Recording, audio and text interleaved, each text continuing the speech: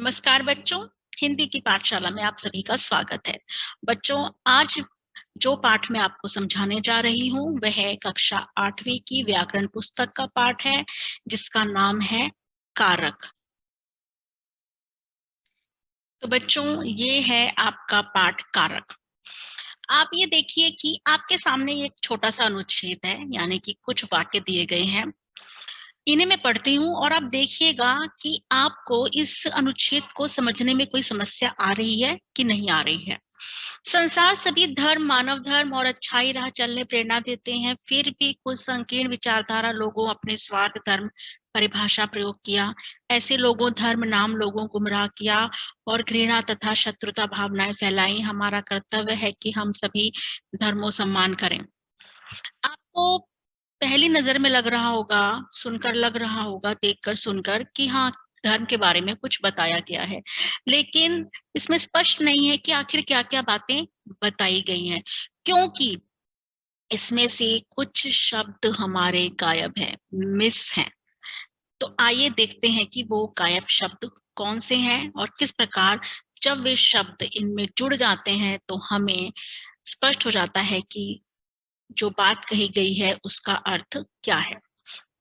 आप ये देख सकते हैं कि संसार के सभी धर्म मानव को धर्म और अच्छाई की राह की चलने की प्रेरणा देते हैं, फिर भी कुछ संकीर्ण विचारधारा के लोगों ने अपने स्वार्थ के लिए धर्म की परिभाषा का प्रयोग किया।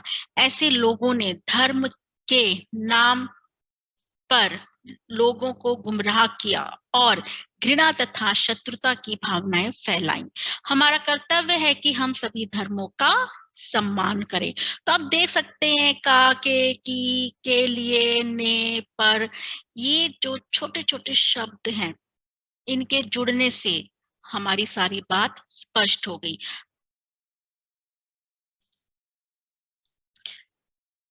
तो हमने जाना कि जो कारक होता है वह संज्ञा या सर्वनाम का संबंध वाक्य के बाकी शब्दों से, क्रिया आदि से करवाता है। चलिए अब जानते हैं कि कारक के आखिर भेद कितने हैं। तो बच्चों, आप देख सकते हैं कि यहाँ पर कारक के भेद दिए गए हैं और उनकी विभक्तियां यानी कारक चिन्ह दिए गए हैं। हम जल्दी से केवल इन भेदों के नाम को पढ़ेंगे। जैसे कि पहला भेद है कर्ता, दूसरा कर्म, तीसरा करण, चौथा संप्रदान, पांचवा अपादान, छठा संबंध, सातवां अधिकरण तथा आठवां संबोधन। तो इस प्रकार कारक के कुल भेद हुए हमारे 8।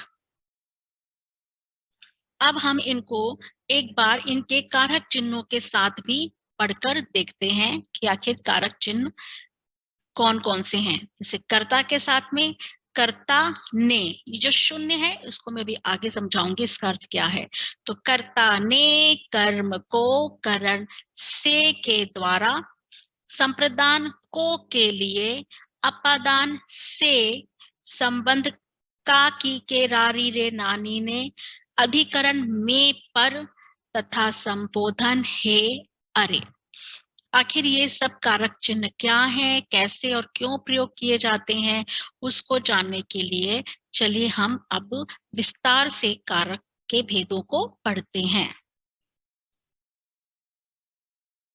तो आप देख सकते हैं पहला भेद है कर्ता कारक, जिसका जो कारक चिन्ह है एक तो शून्य लिखा गया है और एक ने। शून्य अर्थात कि कई बार जो इसका कारक चिन्ह ने है ये लगेगा भी और कई बार नहीं लगेगा। कब लगेगा और कब नहीं लगेगा वो मैं आपको बताती हूँ किस प्रकार से होगा। तो कर्ता कारक का परसर्ग ने है, लेकिन ने परसर्ग का प्रयोग केवल उन्हीं वाक्यों में किया जाता है जिनकी क्रिया सकर्मक, भूतकाल तथा पूर्ण कृदंती अर्थात पूर्णतः भूतकाल दिखाने वाली क्रिया होती है, किसी कार्य को पूर्ण होते हुए दिखा रही है। तो इसको हम उदाहरण के द्वारा जानते हैं, जैसे आर्यन व्यायाम कर रहा है। यहाँ पर देखिए परसर्ग नहीं लगा है, आर्यन ने व्यायाम कर रहा है, ये हम नहीं बोल रहे हैं, हम सिंपल बोल रहे हैं आर्यन व्यायाम कर रहा है, क्योंकि अभी भी वो कर रहा है। ऊपर क्या लिखा है, कार्य की पूर्णता, तो कार्य पूर्ण नहीं हुआ है। इसलिए यहाँ पर परसर्ग नहीं लगेगा। अब सुधांशु ने छाता खरीदा, पहली चीज यहाँ पर कर्म भी है, भाई क्रिया खरीदा, क्या खरीदा? छाता, यानी कर्म। तो हमारे पास सकर्मक क्रिया भी है और साथ में वो छाता खरीद चुका है, यानी कार्य पूरा हो चुका है, इसलिए हमने यहाँ पर ने परसर्ग को लगा दिया। तो आप ये याद रखिए कि कर्ता कारक का जो परसर्ग कारक चिन्ह है वह ने होता है, लेकिन वह तभी प्रयोग होता है जबकि जो क्रिया है पूर्ण हो चुकी हो, सकर्मक हो और भूतकाल में हो। उसके अलावा अगर होता है तो हम बिना परसर्ग के वाक्य को लिखते हैं।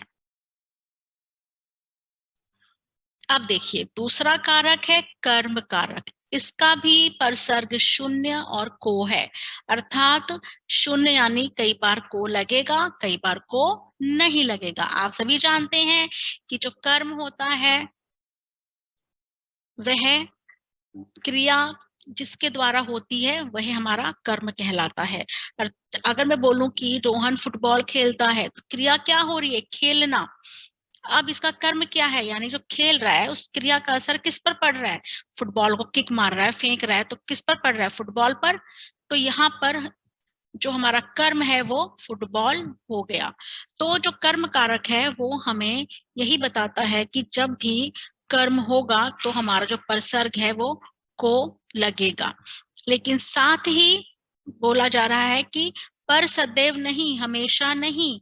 जो को परसर्ग है उसका प्रयोग केवल और केवल प्राणीवाचक कर्म के साथ होता है, यानी लिविंग थिंग के साथ होता है। अब यहाँ पर है राम आम खाता है, आम जो है प्राणीवाचक नहीं है, इसलिए यहाँ पर को परसर्ग का प्रयोग नहीं किया गया। अगर प्राणीवाचक होता तो परसर्ग यानी कि कारक चिन्ह का प्रयोग होता। अब देखिए राम ने रवि को पढ़ाया, क्रिया की पढ़ाना, कर्म क्या है? किसको पढ़ाया है? रवि को। ये प्राणीवाचक है यानी लिविंग थिंग है, तो यहाँ पर हमने रवि के बाद को का प्रयोग किया।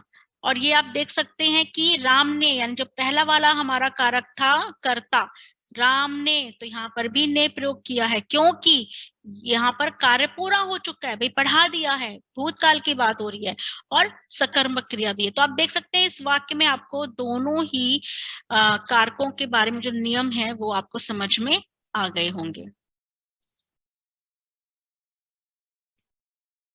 अब हम आगे बढ़ते हैं। अगला हमारा कारक है करण कारक, जिसका परसर्ग है से या फिर के द्वारा। करण कारक हमें यह बताता है कि जो क्रिया हो रही है वो किसके द्वारा हो रही है, किससे हो रही है। जैसे कि मैं आपको पेन से पढ़ा रही हूँ या लैपटॉप से पढ़ा रही हूँ, मैं पेन से लिख रही हूँ, मैं कलम से चित्र बना रही हूँ, मैं चम्मच से खाना खा रही हूँ। तो जो भी मैं क्रिया कर रही हूँ, जिस भी चीज के द्वारा कर रही हूँ, वो अगर वहां पर बताया गया है तो वहां पर से या के द्वारा परसर्ग लगेगा। जैसे मैंने इसे अपने हाथों से बनाया है, पता चल रहा है ना कि क्रिया कैसे हुई है। एक कुछ उदाहरण है, माँ ने रमेश से सब्जी मंगवाई, मोहन अपने पिताजी के साथ घर गया। वही बात हो गई ना, किसके साथ? जरूरी नहीं कि आपको केवल से लिखा हो, के साथ। आपको समझना पड़ेगा कि यहाँ पर बताया जा रहा है कि क्रिया कैसे हो रही है। उसे पत्र के द्वारा सूचना भिजवाई गई। तो जब भी आप करण कारक जानना चाहें तो अपने मन में प्रश्न कीजिए, जो क्रिया हुई है किससे, किसके साथ, कैसे, इस तरह के प्रश्न अपने मन में करेंगे तो आपको पता चल जाएगा कि यहाँ पर क्या उत्तर है, से है या के द्वारा है या जो भी दिया गया है। उसके बाद हम आते हैं अगले कारक पर, जो कि है संप्रदान कारक, और जिसका परसर्ग है को और के लिए, यानी किसके लिए हमारी क्रिया हुई है। वाक्य में जिस संज्ञा या सर्वनाम के लिए क्रिया का होना या करना समझा जाए उसे संप्रदान कारक कहा जाता है। उदाहरण देखिए, वह रामलीला के लिए धन इकट्ठा कर रहा है, माँ ने बेटे के लिए खीर बनाई, पिताजी ने बेटी के लिए पुस्तकें खरीदी। तो देख रहे हैं आपकी किसके लिए काम हो रहा है। जब भी के लिए होगा तो हम उस वाक्य में उस शब्द के अंश को के लिए को हम संप्रदान कारक कहेंगे।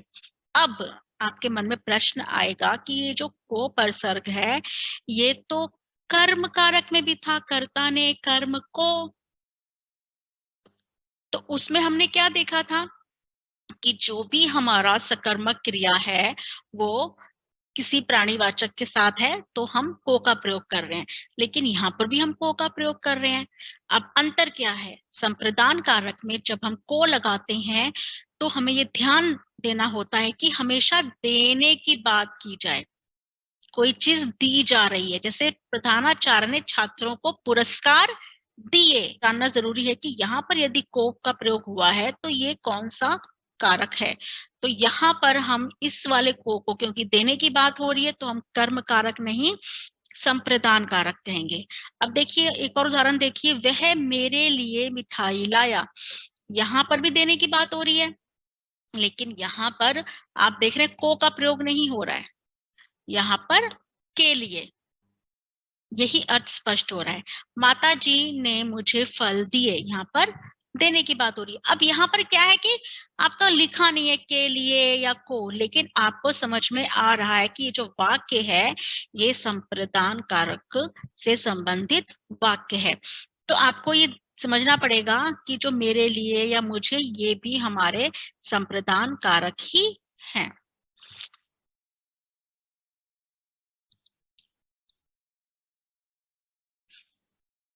अगला कारक है अपादान कारक, जिसका कि पर सर्ग या कारक चिन्ह है से। अब फिर से आप कहेंगे ये से तो पहले भी आया था, कर्ता ने कर्म को कारण से, लेकिन इस से को हम किस रूप में प्रयोग कर रहे थे कि किसके द्वारा काम हो रहा है। जैसे कि मैं पेन से लिखती हूँ, मैं लैपटॉप से पढ़ाती हूँ, मैं चम्मच से खाना खाती हूँ, लेकिन यहाँ पर जो से प्रयोग हो रहा है वो ये नहीं बता रहा है कि किससे काम हो रहा है, बल्कि ये अलग होने का भाव बता रहा है। जैसे कि पेड़ से पत्ते गिर रहे हैं, गिर रहे हैं यानी कि पेड़ से अलग हो गए। तो जहां पर अलग होने की भावना आएगी, जहां पर अलग होने की बात होगी, वहां पर जो से लगेगा वह अपादान कारक कहलाएगा, न कि करण कारक। जैसे कि बच्चे बस से उतर गए, वह घर से निकल गया, लोग कार से उतर गए, मतलब जहां पर भी थे वहां से वो अलग हो गए हैं। इसके अलावा अलग होने के साथ साथ कुछ भाव होते हैं जिसमें भी हमारा ये से लगता है, लेकिन वो करण कारक नहीं कहलाता। आपको करण के लिए बस यही याद रखना है कि जिस भी चीज से क्रिया होती है उसके अलावा जो भी वाक्य हो और उसमें से लगा हो वो हमारा अपादान के अंतर्गत आएगा। जैसे डरने का भाव, बच्चा कुत्ते से डरता है, यहाँ पे ये नहीं हो रहा कि से लगाए भी क्रिया हो रही है, कुछ नहीं हो रहा है। ईर्ष्या का भाव, मोहन सोहन से ईर्ष्या करता है। निकलने का भाव, गंगा हिमालय से निकलती है। तुलना, कंपैरिजन, राजीव महेंद्र से बुद्धिमान है। लजाने या शर्माने का भाव, लड़की ससुर से शर्माती है। आरंभ होने का भाव यानी शुरू होना, परीक्षा सोमवार से आरंभ हो रही है। सीखने का भाव, वह उनसे हारमोनियम सीख रहा है। दूरी का भाव, जैसे मेरा विद्यालय मेरे घर से 2 किलोमीटर दूर है। अर्थात यहाँ पर कोई भी वाक्य ऐसा नहीं है जिससे हमें ये पता चले कि इसके द्वारा क्रिया हो रही है, इसमें बस भाव स्पष्ट हो रहे हैं। जो भी भाव स्पष्ट होगा उसमें और से कारक चिन्ह लगा होगा वो हमारा अपादान कारक ही कहलाएगा। अब आगे देखिए, आगे हम आते हैं संबंध कारक पर। संबंध, जैसे आपको पता है, रिलेशन, रिश्ता, किसी भी व्यक्ति का, मतलब किसी भी संज्ञा सर्वनाम का आपस में जो रिश्ता होगा उसके हम क्या प्रयोग करते हैं? उसका, उसकी, उसके, ठीक है, मेरा, मेरी, मेरे। और क्या हो सकता है आप सोचिए। ना, नी, ने, ये कब लगेगा? अपना, अपनी, अपने। तो ये जो भी आपके सर्वनाम प्रयोग होते हैं रिश्ता बताने के लिए वो सब संबंध कारक के अंतर्गत आते हैं। आपने सर्वनाम के भेद में भी पढ़ा था ना, तो उस वही चीज है ये। जैसे राम का भाई बीमार है, यह मेरी पुस्तक है। सुमन की बहन आई है, वह अपने घर पर है। राजीव के मित्र आए हैं, तो ये रिश्ता बता रहे हैं, इसके अंदर कोई क्रिया नहीं हो रही है। तो जब भी रिश्ता बताने की बात होगी, संबंध बताने की बात होगी, वहां पर संबंध कारक होगा। उसके बाद है करण कारक। इसमें बताया जाएगा कि कोई भी वस्तु, व्यक्ति कहाँ पर है, संज्ञा या सर्वनाम कहाँ पर है, उसके लिए जो कारक चिन्ह प्रयोग होगा वो होगा में और पर। में यानी अंदर, पर यानी किसी ऊंचाई पर। जैसे कि चोर इसी घर में छिपा है, मैंने पुस्तक मेज पर रख दी। तो ये जो में और पर हैं ये हमें स्थान बताते हैं। आपने पढ़ा ना क्रिया विशेषण स्थानवाचक, तो वही चीज है ये, लेकिन इसमें में और पर कारक चिन्ह का प्रयोग होगा।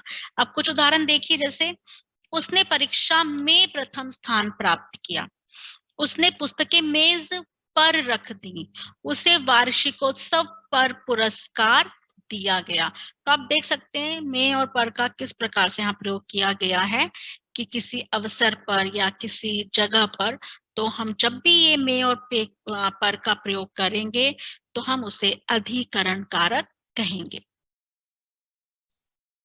अब हमारा आखिरी कारक है संबोधन कारक, जिसका परसर्ग है हे अरे। संबोधन यानी जब हम किसी को संबोधित करते हैं, बुलाते हैं, पुकारते हैं, जैसे हे बालक सामने देखकर चल, बच्चों परिश्रम ही सफलता की कुंजी है, अरे विद्यार्थियों मेरी बात ध्यान से सुनो। यहाँ पे आप देखिए अनुस्वार कहीं नहीं लगा हुआ है, बच्चों, बच्चों परिश्रम सफलता की कुंजी ऐसे नहीं बोलते, अरे विद्यार्थियों मेरी बात ध्यान से सुनो।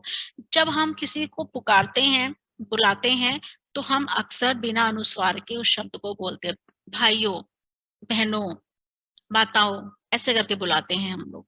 तो संबोधन कारक बहुत ही आसान है समझना। इसमें आपका विस्मयादिबोधक चिन्ह भी लगेगा और इसके अंदर ना कोई क्रिया देखनी है, कुछ ना कर्म देखना है, बस आपको साधारण तौर पर ये देखना है सरल तरीके से कि पुकारने का भाव हो और साथ में ये चिन्ह लगाओ। तो जब भी ऐसा कोई वाक्य हो और आपको बोला जाए कि बताइए कि इसके अंदर कौन सा कारक है, आप झट से बता सकते हैं कि संबोधन कारक है। बच्चों यहाँ पर कुछ विशेष बातें दी गई हैं जो किस प्रकार से हैं कि कई बार कर्ता कारक में ने के अलावा से या के द्वारा या को विभक्ति का प्रयोग भी हो जाता है। जैसे राम से दौड़ा नहीं जाता, यहाँ पर जो भी क्रिया हो रही है वो राम खुद से कर रहा है या नहीं कर रहा है, जो भी उसका फल है राम पर ही पड़ेगा। तो यहाँ पर जो से लगा है इसमें ये नहीं बताया जा रहा है कि कोई सामान लेकर वो काम कर रहा है। से कहाँ लगता है, करण कारक पे लगता है, कर्ता ने कर्म को करण से, लेकिन यहाँ पर ना तो ये बात बताई जा रही है उससे काम करता है, न ही अलग होने का भाव है, क्योंकि राम तो राम अकेला ही है, वो अलग कहीं हो नहीं रहा है। तो यहाँ पर ये कर्ता कारक कहलाएगा और ये जो परसर्ग है वो कर्ता कारक के अंतर्गत आएगा। उसी प्रकार मोहन के द्वारा पत्र लिखा गया, यहाँ पर जो कर्म है, कर्म पर कुछ असर नहीं हो रहा है, जो भी असर हो रहा है वो कर्ता पर हो रहा है, क्योंकि मोहन के द्वारा, मोहन का हाथ प्रयोग होगा या नहीं होगा, ये सारी बातें हैं। यहाँ पर पत्र के ऊपर असर की बात नहीं हो रही है, केवल कर्ता के ऊपर असर की बात हो रही है, तो इसलिए भी यहाँ पर कर्ता कारक है। फिर तीसरा है रमेश को मेले में जाना है, तो यहाँ पर भी जो को लगा हुआ है, जो कर्म था ना, कर्म कारक के लिए को प्रयोग होता है, या संप्रदान जिसमें देने की भावना होती है। तो कोई, क्योंकि यहाँ पर क्या है कि कोई भी कर्म नहीं है, मेले में जाना है, ठीक है, जा रहा है, मेले में जा रहा है, लेकिन कर्म पर कोई असर नहीं हो रहा है। जो भी असर होगा वो कर्ता पर हो रहा है, क्योंकि चल कर जाएगा, गाड़ी में जाएगा, जो भी कुछ है वो कर्ता के ऊपर ही असर होगा। तो यहाँ पर जब कर्म के ऊपर कुछ नहीं होता, केवल कर्ता के ऊपर असर होता है, तो हमारे कारक चिन्ह बदल भी सकते हैं, ने के अलावा से, को या के द्वारा भी प्रयोग हो सकता है।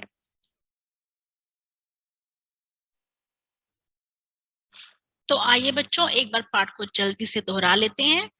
तो संज्ञा या सर्वनाम के जिस रूप से क्रिया तथा वाक्य में किसी दूसरे शब्द के साथ संबंध का पता चलता है उसे कारक कहते हैं। कारक के 8 भेद होते हैं: कर्ता, कर्म, करण, संप्रदान, अपादान, संबंध, अधिकरण और संबोधन। सभी कारकों के परसर्ग होते हैं। कर्ता कारक परसर्ग सहित भी होते हैं, परसर्ग रहित भी होते हैं। कर्म कारक में यदि कर्म अप्राणीवाचक हो तो उसके साथ का विभक्ति का प्रयोग नहीं किया जाता, यानी परसर्ग का प्रयोग नहीं किया जाता। आपका जो कर्ता कारक है और जो कर्म है, दोनों विभक्ति हो भी सकती है और नहीं भी हो सकती है, उसके नियम आप पाठ पढ़ेंगे तो आपको पता चल जाएगा।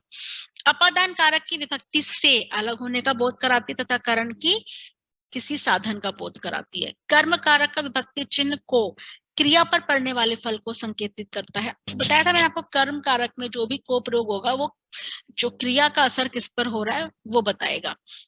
लेकिन जो दूसरा को है संप्रदान, हम वहां पर देने की भावना होती है, तब वहां पर संप्रदान कारक होता है। तो इस पाठ को आप जब पढ़ेंगे, एक दो बार और पढ़ेंगे, तो आपको कारक बहुत अच्छे से समझ में आ जाएंगे। तो बच्चों, आपने देखा कि किस प्रकार से जो कारक पाठ है वो हमारी भाषा के लिए बहुत ही महत्वपूर्ण है, क्योंकि हमें पता चलता है कि जो भी हम ये छोटे छोटे शब्द के अंश प्रयोग कर रहे हैं उनका कितना महत्व है। तो इस पाठ को आप पढ़िए और इसकी जो पूरी सूची है कारकों की, 8 भेदों की, साथ में परसर की, उसे भी याद कीजिए। उसको याद करके रखेंगे तो कोई भी प्रश्न आपका कारक से संबंधित आएगा उसको आप हल कर लेंगे। तो चलिए बच्चों, मिलते हैं अगली कक्षा में। तब तक के लिए स्वस्थ रहिए, खुश रहिए, और हाँ, चैनल को सब्सक्राइब, लाइक और शेयर करना ना भूलें। धन्यवाद।